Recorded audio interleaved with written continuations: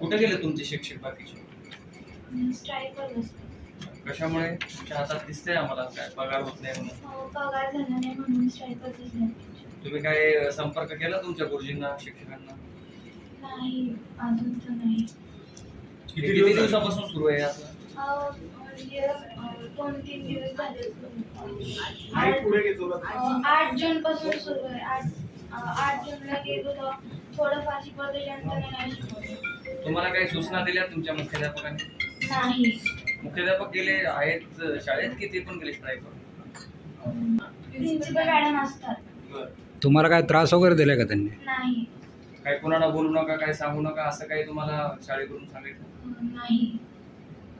तू कितवी किती शिकता तुम्ही सगळेजण? मी 8th स्टँडर्ड मध्ये. तुझं मी 8th स्टँडर्ड मध्ये. काय होतं तुम्हाला? काय तुम्ही कशासाठी इथं आला आज? तुम्ही काय बाकी काय? टीचर्सचे पगार होत नाही आणि ते आम्हाला पण शिकवत नाही स्कूलमध्ये. यावर्षीच झालंय का मागच्या वर्षी पण असं झालं? मागच्या वर्षी पण होतं ते. एक्झाम्पल दिलं जाते. मग मागच्या वर्षीचा अनुभव आल्यानंतर पुन्हा आपण या शाळेमध्येच ऍडमिशन का घेतली? तिथेच आरटीआय मधून होती. मी आरुष कोरे 9th स्टँडर्ड मधनं बोलतोय. तुझा काय अनुभव आहे या बाबतीत? काय आहे? शिक्षकांचा काय अनुभव? आमच्या जे लो आहे ना आमच्या ह्याच्यामध्ये क्लासची, त्याच्यामध्ये फक्त मुलं येत आहेत आणि आम्हाला फक्त जे सबस्टिट्यूशन टीचर येतात ते फक्त आम्हाला बसायला लावतात आणि बाकीचं तुम्ही तुमचं वर्क करा असं सांगतात आणि ते पण स्वतः बसून राहतात आणि काही शिकवत नाही. शिक्षक किती आहे साधारण शाळेमध्ये? त्या साधारण 40 शिक्षक आहेत. त्याच्यापेक्षा शिकवतात आम्हाला. बरं, आता आहेत किती? 600 पर्यंत शिक्षक आहेत. किती? 600 शिक्षक सगळ्या ब्रँच मिळून? सिल्वर कॅम्पस पूर्ण 600च आहे शिक्षकांचं. बरं. आता किती येतात तुम्हाला शिकवायला? आम्हाला येतच नाही सध्या तरी शिकवायला, फक्त सबस्टिट्यूशनचे टीचर येतात. शाळा किती? मोजून 2-3 जण असतात. तू मुख्याध्यापक हा विषय आम्ही काल पॅरेंट्स म्हणून मी गेलो. माझं नाव ज्ञानेश्वर कुंभार प्रसाद म्हणून आहे. तर आम्ही काल मुख्याध्यापकांना जाऊन भेटलो. त्यांचं म्हणणं आहे की काही पॅरेंट्सनी आमची फी नाही भरलेली, बसची फी नाही भरलेली, पण त्याच्यामुळं बाकीच्या विद्यार्थ्यांचं नुकसान नाही व्हायला पाहिजे ना. हा विषय आमचं म्हणणं आहे की तुमचे जे प्रॉब्लेम आहेत हे तुमचे मुख्याध्यापक किंवा ते कोण नवले सर असतील त्यांचे हे प्रॉब्लेम आहेत. तुम्ही मुलांचं का नुकसान करताय? ही गोष्ट 15 ऑगस्टला पण ही गोष्ट झाली. त्या टायमाला हजारो पालक नवले सरांना घेरा घालून बसत आम्ही. त्या टायमाला नवले सरांनी आम्हाला एवढ्या घाण पद्धतीने बोललेले आहेत, म्हणजे शब्द असे बोला ना की तुमच्या मुलांना आम्ही तुमच्या घरी नव्हतं आलो की तुमची मुलं आमच्याकडे टाका म्हणून. त्या टायमाला आम्हाला असं वाटलं की हा बाबा चला शाळा चांगली आहे, शिक्षण चांगलं आहे, त्या हिशोबाने आम्ही या ठिकाणी टाकले. पण आता एवढी खराब चाललेलं आहे की शिक्षक येतात ऑफिसमध्ये बसून राहतात पण मुलांना शिकवायला जात नाही. आम्ही स्वतः काल स्कूलमध्ये गेलो, मुख्याध्यापकांना भेटलो. ही सगळी पोरं आहेत ती बऱ्यापैकी 8वीची झाली, 5वीची क्लास, 6वीची क्लास सगळे ग्राउंडवर खेळते. माझ्याकडे फोटो आहेत. नाही, साधारण किती वर्षापासून हा प्रॉब्लेम किती वर्षापासून? प्रॉब्लेम 3 ते 4 वर्षापासून चालू आहे. आता सध्याला एवढ्या वर्षभरात खूप जास्त झालं. मग फी एकदम घेतात का तुमच्याकडनं? फी पण घेतलंय इन्स्टॉलमेंट मध्ये? इन्स्टॉलमेंट मध्ये सांगतात पण फी भरा. मग यांच्यापैकी कोणी विद्यार्थी आहेत का की ज्यांनी पैसे भरले नाहीये त्यामुळे यांची अडवणूक करतात असं आहे काय? अडवणूक ते शाळेचा प्रॉब्लेम आहे, बाकीच्या शिक्षकांचा प्रॉब्लेम, हा मुलांचा प्रॉब्लेम नाही म्हणजे यांनी फी भरली नाही असं आहे का? काय फी भरली प्रॉब्लेम आहे. ही संस्था कॅम्पसचे जे कोणी पालक आमच्या बरोबर मागच्या वर्षापासून हा लढा चालू आहे. तर आम्ही जवळपास माननीय मुख्यमंत्री महाराष्ट्र राज्य, आता जी लेटर्स आम्ही दिलेली आहेत ते वाचून दाखवतो. उपमुख्यमंत्री महाराष्ट्र राज्य, दोन्ही उपमुख्यमंत्री, त्याच्यानंतर शिक्षण मंत्री माननीय पालकमंत्री पुणे जिल्हा, जिल्हाधिकारी पुणे जिल्हा, शिक्षण आयुक्त पुणे, शिक्षण उपसंचालक पुणे, शिक्षण अधिकारी पुणे जिल्हा. आता हे जे लेटर दिलेले ते 11/11/2025 ला दिलेले. आज तागायत कुठल्याही या ऑथॉरिटीने कुठलीही ऍक्शन शाळे संदर्भामध्ये घेतलेली नाही. आज जरी हा प्रॉब्लेम आपल्याला दिसत असेल तरी मागच्या 4 वर्षापासून आम्ही लढतोय आणि 4 वर्षांमध्ये आम्हाला जेव्हा कळालं की आता नवले सरकार आमच्या गोष्टींना भीक घालत नाहीत, तेव्हा आम्ही मग हा जो गोष्ट आहे ही जी लेटर्स आहे ऑथॉरिटींना लेटर्स द्यायला चालू केले. हे लेटर्स दिल्यानंतर आम्हाला अपेक्षा होती की शिक्षण मंत्री, मुख्यमंत्री, उपमुख्यमंत्री हे जे कोणी ऑथॉरिटी आहेत ते काहीतरी एक ऍक्शन्स घेतील, पण याच्यापैकी कुठलीच ऍक्शन्स त्यांनी घेतलेली नाही. यात आम्ही दोष देत नाही कारण त्यांची सॅलरी नाही झाली तरी कितीतरी टीचर्स येऊन शिकवतात, पण हे सॅलरी मिळत नाही म्हणून ते थांबतात, शिकवत नाही, स्ट्राईकवर जातात आणि मग परत चालू करतात. त्यांच्या म्हणजे स्पीडच राहिलं नाही. आज 2 महिने किंवा 1 महिना स्कूल स्टार्ट आहे आणि नंतर मग परत त्यांच्या मर्जीप्रमाणे 2 महिने परत 15 दिवस स्कूल आहे. आता 2 दिवस शिकवलं नाही आणि आजपासून परत मे बी स्कूल स्टार्ट केलेलं आहे त्यांनी. सो हे जे कंटिन्यूस चाललंय लास्ट जानेवारीपासून आम्ही फेस करतो. इव्हन आम्ही शिक्षण मंत्र्यांपर्यंत सर सगळीकडे आम्ही जाऊन सगळ्या गोष्टीमध्ये त्यांना लेटर्स देऊन आलेलो आहे. आम्ही त्यांना विनवणी केलेली आहे की प्लीज तुम्ही दखल द्या.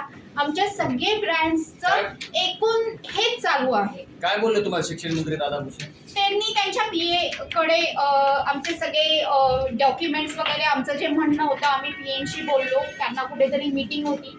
सो त्यांनी आम्हाला एंटरटेन नाही केलं. पालक सगळे फी भरत होते. फीचा विषय हा गेल्या वर्षीपासून पालकांनी मुद्दामून क्रिएट केला. कारण ही सगळी पालक जेवढे इथं जमलेत किंवा आता हे सोडून जे बाकीचे आहेत ते आतापर्यंत रेग्युलर फी भरतच होते ना. मग ती भरलेल्या फी त्याचा पगार शिक्षकांना का नाही मिळाला? शिक्षकांचा 23 महिन्यांचा 1 रुपयाही पगार झालेला नाही. आत्ता सलग 23 महिन्यांचा. त्याच्यातही 30 महिन्यांचं फक्त त्यांना बेसिक मिळालेलं आहे 2020 ते 22 पर्यंत फक्त बेसिक. आणि साधारण प्रत्येक शिक्षकाचं कमीत कमी 20 लाखाच्या वरती पेमेंट बाकी. मग मला सांगा आतापर्यंत आम्ही जी भरलेली फी आहे ती गेली कुठं? नवलेनी ती कुठं घालवली? बरं आम्हाला साधारण आतापर्यंत हे 3 वर्ष झाले चालू आहे. प्रत्येक वेळी आम्हाला आश्वासन किंवा शिक्षकांना आश्वासन मिळतं की आत्ता करू, या महिन्यात करू, त्या महिन्यात करू, मध्येच एखाद्या महिन्याचा पगार करणार, परत 6 महिने करणारच नाही. मग त्या शिक्षकांची काय मानसिकता राहील मुलांना शिकवायची? प्रत्येक विद्यार्थ्याला फी किती आहे साधारण? प्रत्येक विद्यार्थ्याला आता 50,000 मागच्या वर्षीपर्यंत होती. आता ती वाढवली. मागच्या वर्षी बस फी पण न सांगता EPT मेंबर कमिटीचं न अप्रुव्हल घेता त्याच्यात पण जवळजवळ 30 ते 40% बस फी मध्ये वाढ केली. आता पण स्कूल फी 15% वाढवली. आणि मुलांना जर वर्षभर शिक्षकच मिळत नसेल, 2-2, 3-3 महिने जर यांचा स्ट्राईक असं चालू होत असेल तर ती फी तरी कशासाठी भरायची? ही मानसिकता पालकांची तयार झाली म्हणून पालक लोक फी भरत नाही. असं ठीक आहे RTची पण मुलं आहेत, RTचा काय विषय नाही, पण बाकीची मुलं फी भरतायत ना. मग ती फी जाती कुठं? सेकंडरीच्या RMD वाडजेला तर त्या आणि वडगावचा एक टीचर नवलेंच्या घरी त्यांच्या नातींना शिकवायला सकाळी 10 ते दुपारी 1 पर्यंत जातात. पण त्यांना इथं शाळा मॅनेज करायला जमत नाही, लेक्चर्स मॅनेज करायला जमत नाही. 10वीतले विद्यार्थी आहेत. 7 करोडची आता अक्षरशः हे तुम्ही ऐका. आमच्या शाळेतल्या शिक्षकांचे गेली 25-30 महिने झालं पगार झालेले नाही आहेत. त्याच्यामुळे शिक्षक स्ट्राईकवर बसलेले आहेत. त्यामुळे आमच्या मुलांना शिक्षण मिळत नाहीये. रोज शाळा भरती आहे पण मुलं 1-2 लेक्चर करतात आणि इतर वेळी पूर्ण ग्राउंडवर असतात. शिक्षक लोक वर्गामध्ये येत नसल्यामुळे मुलांना ग्राउंडवर सोडलं जातं. दिवस मुलं बाहेरच असतात. मुलांकडे कोणत्याही प्रकारचं लक्ष नसतं. यामुळे मुलांचं शैक्षणिक नुकसान खूप होतंय. तर त्याला जबाबदार कोण आहे? आणि मुलांचं मानसिक खच्चीकरण होत चाललंय. त्यामुळे मुलांचा कल TV मोबाईलकडे जास्त वाढलेला आहे. आमचं त्यांच्याकडे एवढंच म्हणणं आहे की आमच्या मुलांना शैक्षणिक नुकसान न होता व्यवस्थित शिक्षण मिळावं. जे काय आमच्या शाळेत शिक्षकांचे पेमेंट नाही झाले त्यामुळे जी शाळा आता डबघाईला आहे, तर शिक्षण मंत्र्यांना एवढंच म्हणणं आहे की त्यांनी आमच्या मुलांना शिक्षण मिळण्यासाठी मदत करावी. माझा मुलगा सिंहगड स्प्रिंगडेल आंबेगाव ब्रँचमध्ये शिकतो इयत्ता 7वीमध्ये. मी त्याची पालक बोलतेय. ॲक्च्युली गेल्या अनेक दिवसांपासून शाळेत शिक्षक शिकवत नाही आहेत. त्याच्यामुळे मुलांची मानसिकता बदलत चालली आहे दिवसेंदिवस. शिक्षकांना विचारल्यानंतर शिक्षक म्हणतात आमचे पगारच झाले नाही आहेत, त्याच्यामुळे आम्ही शाळेत शिकवणार नाही. पण मग आम्हाला नवले सरांना एवढं सांगायचं की तुम्ही शिक्षकांचे पगार वेळेवर करा, जेणेकरून आमचं मुलांचं भविष्य हे होईल. कारण जर शिक्षकांचा पगार वेळेवर झाला तर शिक्षक मुलांना योग्य दर्जेदार शिक्षण देतील. कारण शिक्षक हाच मुलांचा मेन कणा हा शिक्षकच असतो.